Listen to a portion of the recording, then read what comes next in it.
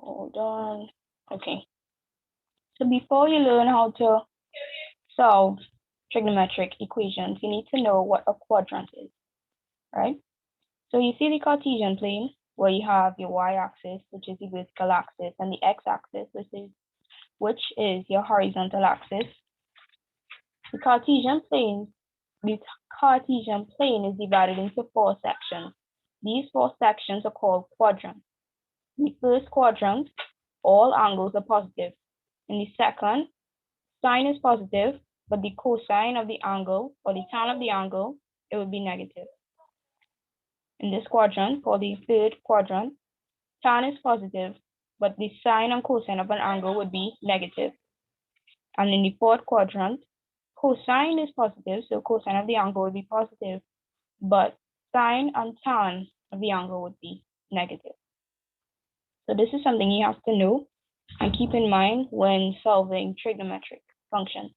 And another thing, if you did bearings in lower level math or geography or something, you would have learned that we take bearings from the north going clockwise.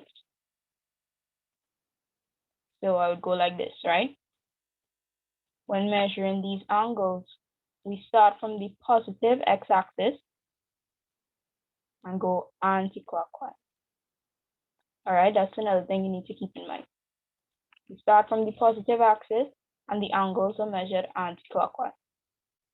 All right, everybody good so far? Yes, miss.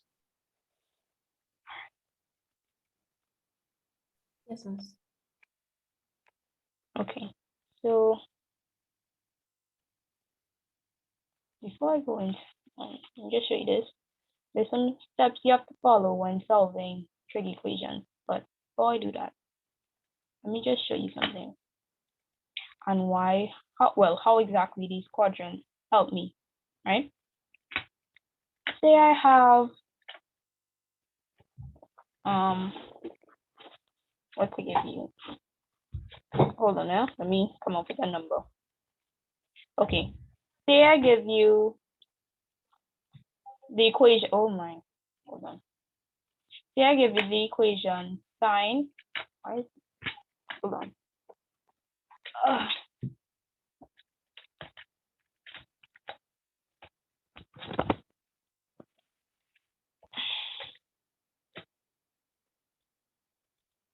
Sine of x is equal to a half. If I asked you to solve for x, what would be the value of x? Can anybody tell me?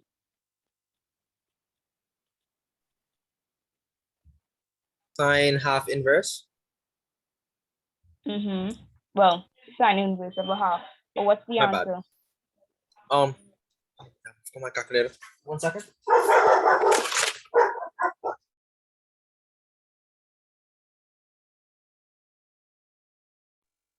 You could just put it into your calculator. 30, miss. 30, which is degrees, right? However, when solving trigonometric equations, just like this one, the value for x, this is only one possible value for the value of x, 30 degrees. But if you look at the sine curve, so sine graph that we did last class. So this is my y-axis, this is my x-axis. The sine graph looks like this. It goes up, comes down, goes back up, comes through. Why is this giving trouble? Comes back down, but it could also extend this way with negative values. That's my sine curve or sine graph, where the maximum value is 1, but the minimum is -1, right? We learned last class. This is obviously 0. Why? Because it's at the origin. This in degrees, this would be 180. Oh my gosh. I don't know why it's giving trouble, right? This is the sine graph that we did in last class. So this is 0 degrees. This is 180. This is 260.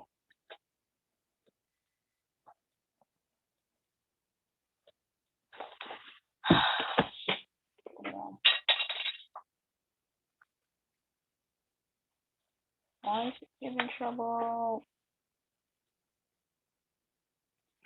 This down the center here,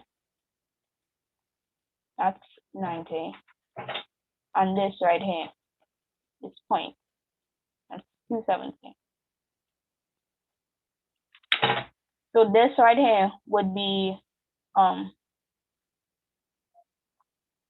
minus 90 degrees. This would be minus 180. This would be minus 270 right here. And then this would be minus 360, right? So when sine of x is equal to a half, when I say a half, like which axis would I look at? The y or the x-axis? The answer is the y-axis. So what value of x would give me a value of a half on the y-axis? That's basically what it means, right? That's basically what this means. What value of x, when I plug it into here, would give me a half on the y-axis? So let's say that a half is right here. This is my y-axis, the vertical. And this value right here in blue is a half.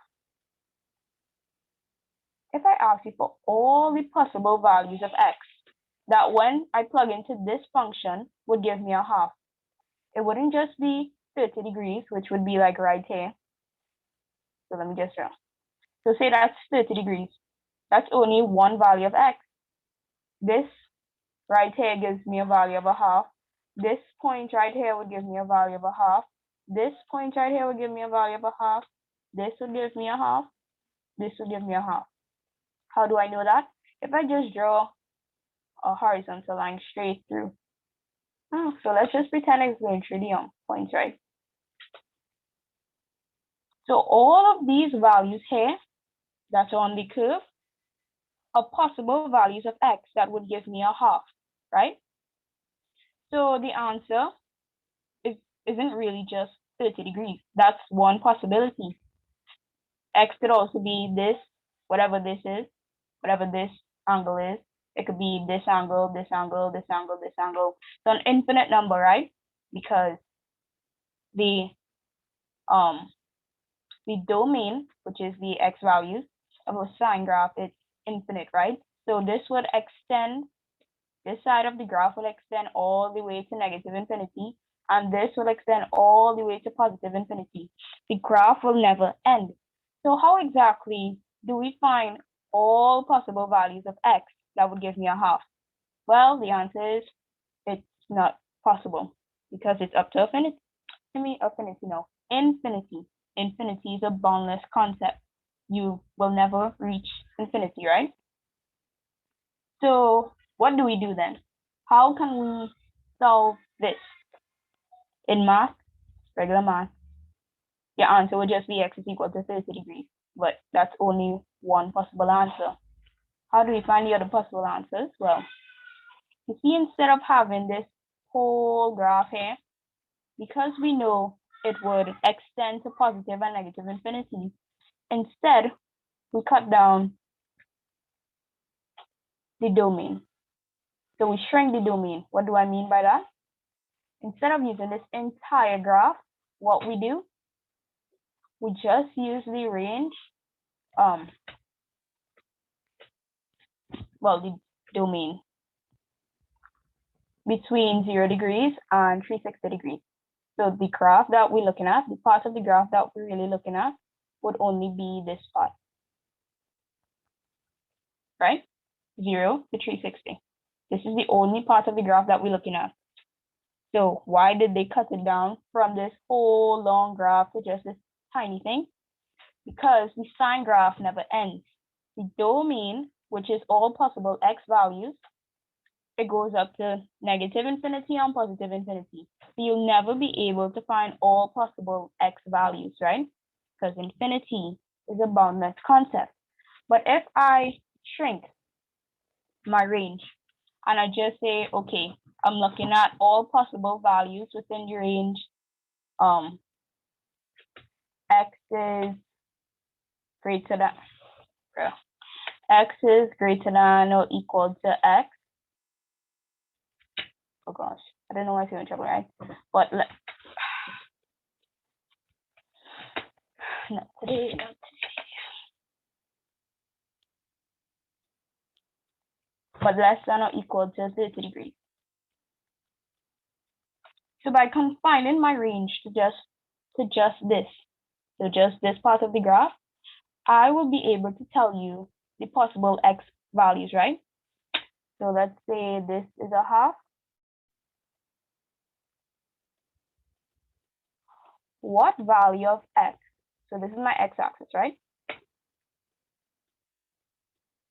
The question is, what value or values of x would give me a half? Well, the answer to that is wherever this line cuts the graph. So at this point and at this point, right? So this answer, 30 degrees, would be this point right here. But what is this point here? That's what the quadrants and all that helps us to find. Are you good so far? Yes, miss. I have a question. So like, I'm a lazy dude and I hate work. So like, if I'm lazy, I could just write indefinite. No. Oh man. All right, then I Yeah. guess I'll have to learn it. Yeah. For your exam, they would actually give you this range. This range right here. Oh, okay, good stuff, lovely stuff. Yeah. So that means I have to pay like attention to the lesson now. Well, yeah. Okay, all right, understood, miss. Okay. Where's this thing? All right. So we already established that this is 30 degrees. This is the 30 degrees that I found. So a possible value of x, 30 degrees, when I plug it into this function would give me a half. But what other value of x, when I plug it into this function, sine of x would give me a half? It would be this angle right here. But now we need to find that angle. So there are actually two ways to find the angle. The quadrants is the preferred method though, but 0, this is 180, 360.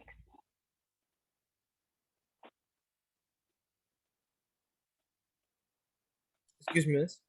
Mm. So quadrants can be used on all cosine graphs as well. Yep. Okay, good stuff. Yeah. Good stuff indeed. Okay. So do you have any idea how we would find this right here, this angle? I know that this one right here is 30. X is equal to 30. But what value is this? This point right here. Do you have any clue on how we could find it? Miss, I'm not sure if that's the way it's drawn, but I think it'd be like 180 if it's like directly above 80. No, Or no. oh, it curves a bit then. Yeah, it gives a bit.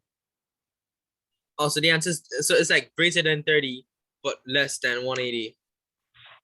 Mm-hmm. Oh my, this is gonna be a tough So one to guess. how do we find this? The question. Any ideas? I was thinking like plug sine like sine inverse into calculator and see if it can give you like two answers. Is that possible? Or do you have to like give it a range? Wait, hold on. Sine inverse. Repeat what you said? Like basically type sine inverse into the calculator and like is there like a way to put a range? Oh, well, as far as I know, no. All right. Let me just show you the way with the quadrant. So I'm erasing this. We know that x is 30 at this point, but we need to find this value of x. So how exactly do we do that? Well, we can use the quadrant. Let me just erase this.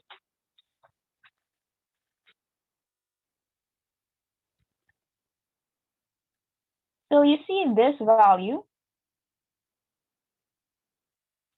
when we're dealing with quadrants and all that, this value here that we get just by saying sine inverse of a half, it's called the acute angle.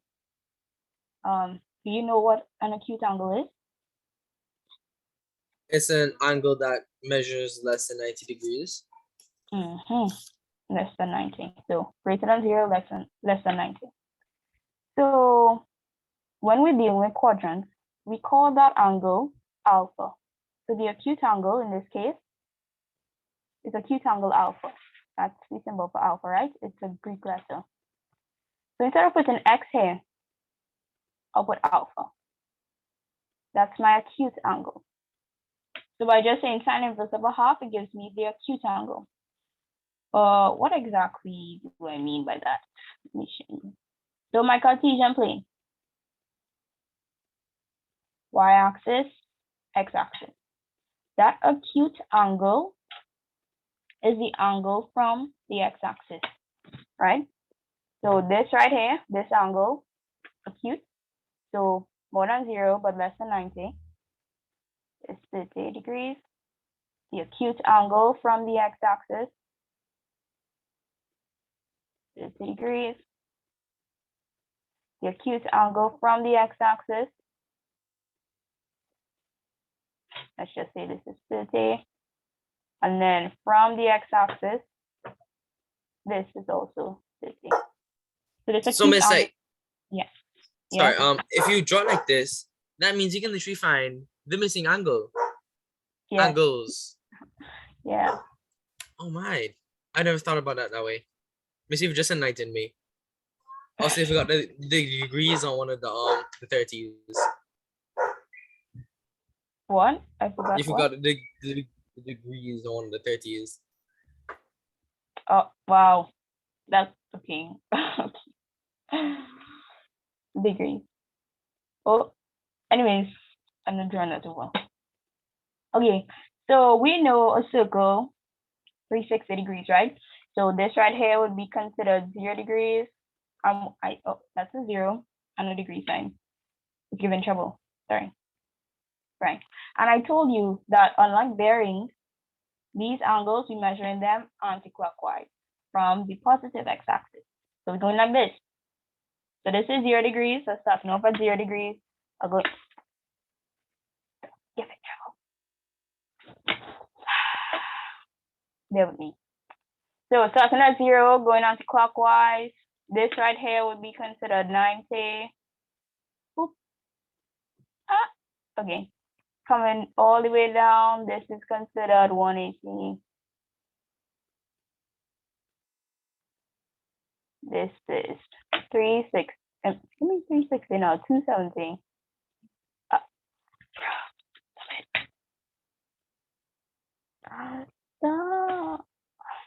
And this all the way back up would be considered 360, which is a complete revolution, right? We know that.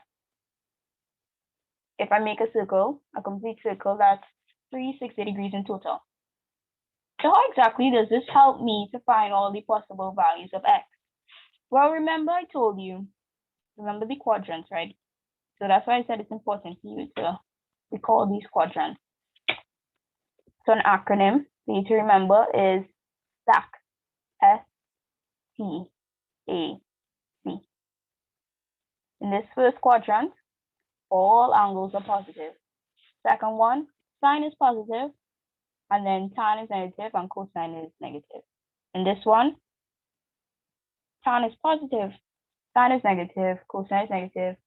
And in this quadrant, cosine is positive, but the other two are negative. So how exactly can I use these quadrants to help me find all possible values of x within the range x is less than or equal, less than, x is greater than or equal to 0 degrees, but less than or equal to 360 degrees? How can I use this?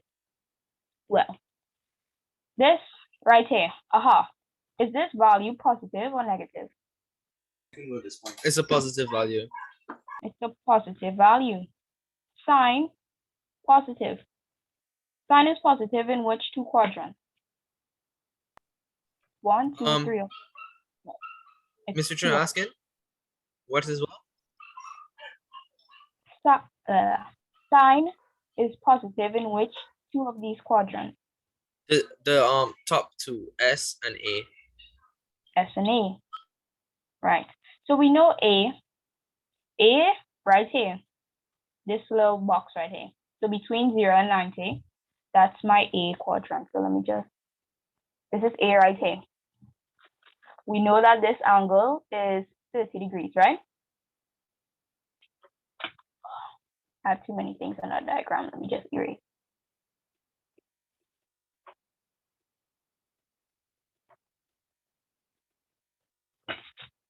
Remember, we just found out that the acute angle at, well, the acute angle from the x-axis is 30, right? So it looks like this. 30 degrees from here, 30 degrees from here, 30 degrees from here, 30 degrees from here.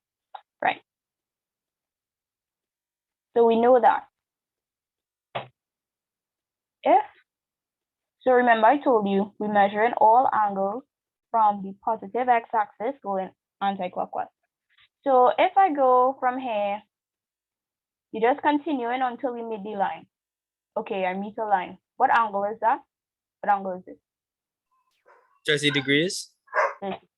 So one possible value of x is 30 degrees. However, I told you it's not just 30. I can have another angle, another possible value of x. So you're continuing, right? From the positive x-axis, continue until you meet a line. Okay, I meet a line. If this angle here is 30 degrees, what do you think this angle would be? This big angle right here. That would be like 150 degrees. This huge angle right here in red.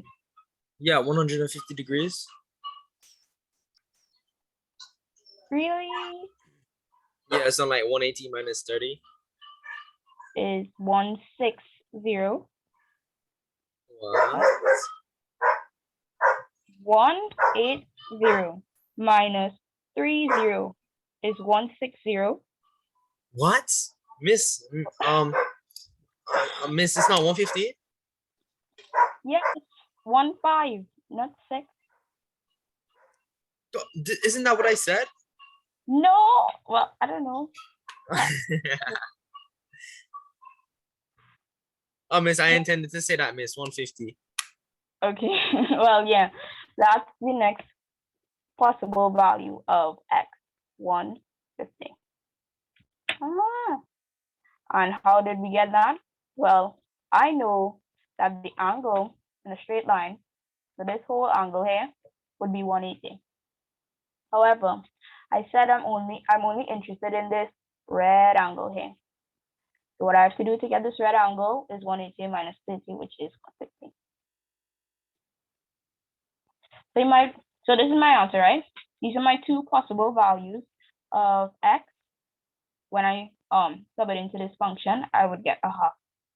If you want to try it yourself, we already know sine inverse of a half is, well, we already know that sine of 30 is a half. If you want to try it yourself, put sine of 150 and you will get a half as well. So you might be wondering, okay, why don't we continue into this quadrant right here and this one right here? Well, we said this value is positive. Sine is positive only in the first quadrant and the second quadrant.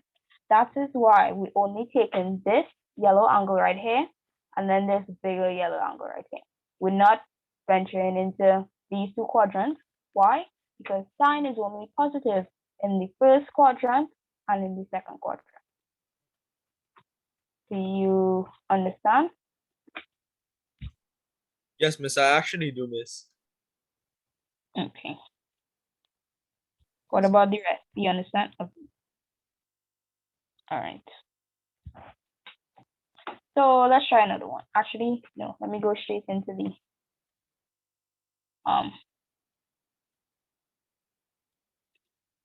PowerPoint. Right, so that's basically what we were doing. All of these steps, that's what we were doing, right? Find the acute angle alpha.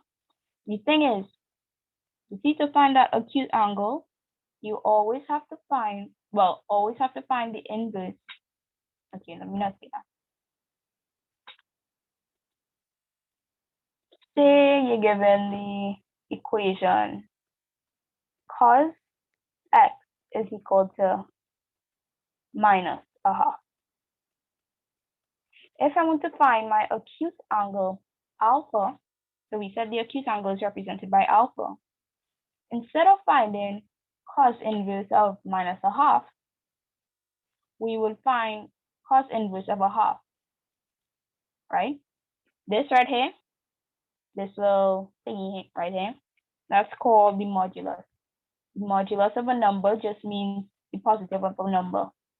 So here I have -3. The modulus of -3 is 3. If I have -1/2, the modulus of -1/2 is a half. Modulus basically means the positive of the value. So whatever the value is, the modulus is always the positive value, right? So say I have -1,000,000, the modulus of -1,000,000 is 1,000,000, the positive value. When you find an acute alpha, we always use the inverse of the trig function and the modulus of the value, right? I explained to you why we're using only the modulus just now. Then you determine the quadrant. So in this case, cosine, that's my trig function, right? This value is negative. So what you would ask yourself is, where is cosine negative? And in that case, the answer would be in the second and the third quadrant, right? Then you find the possible values of the angle, and yeah, I would take off this though, because you're not required to know that. Anyway, that's practice. Can you copy this to me? Number 1. Tell me when you finish.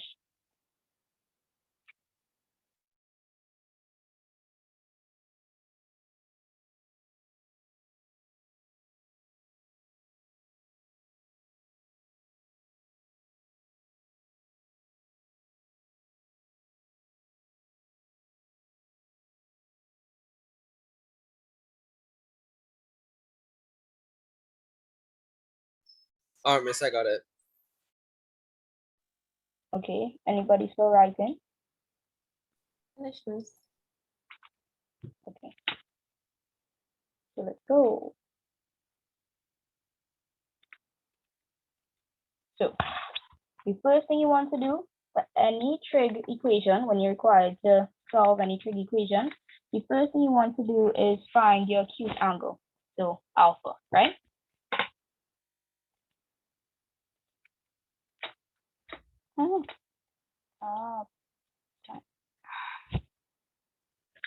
Hold on, I need to fix this because it's not working out. Is that too strict? No, that's this is kind of annoying.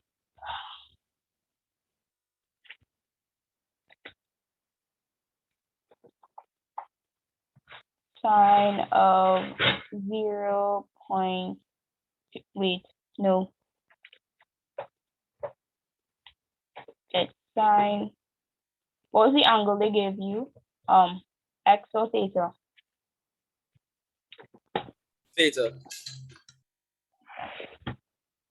All right. So sine of theta, oh gosh, is equal to, oh my gosh, 0.2. Anyways, pay attention to your range, right?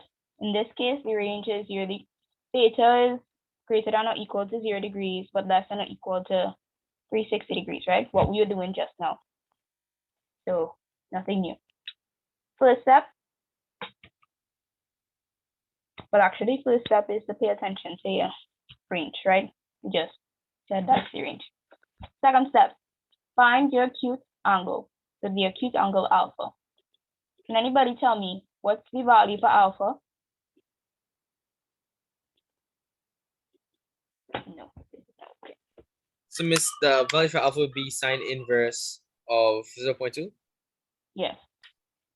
Okay, well that gave me 11.53695,903. Okay. Wait, oh, for decimals, 11.5. How many decimal places? 1. Okay, so So 11.5. always to 1 decimal place. Radians, 366.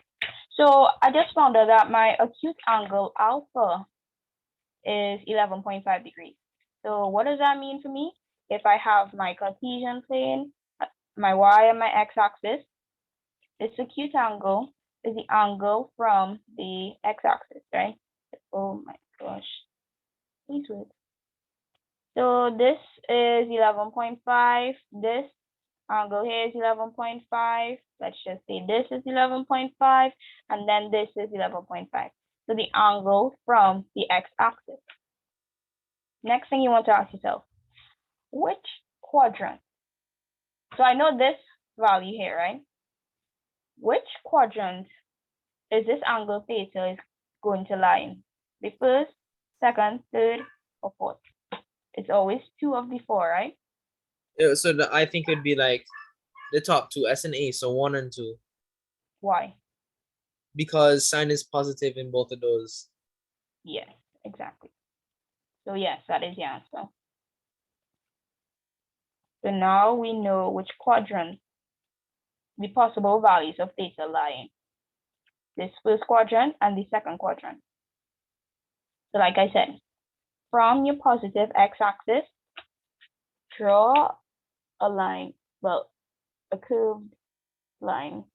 Actually, that doesn't even make sense because the line isn't curved. But anyways, keep going until you hit a line, right? What's the angle here? 11.5 degrees. 11.5, okay. But I also said that a possible value of theta could be in the second quadrant. So if I draw another line, going all the way until I hit the line. What's this big angle here? So the angle that we measure in is always the angle from the positive x-axis. This is my positive x-axis. Why? I don't know, somebody might be wondering. Because all these values here of x would be positive, right? That's why we call it the positive x-axis. All of my angles are measured anti-clockwise from the positive x-axis.